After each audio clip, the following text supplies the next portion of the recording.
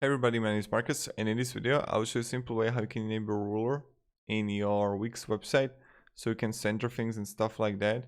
So what you want to do is when you're here in Wix, you want to click on Tools, and then you're going to see your rulers. And right now you can simply create all the things that you want here and center things. So again, you're here, this, like this, like this, and yeah. And now when you got it, you can like play around it. So again, you go to Tools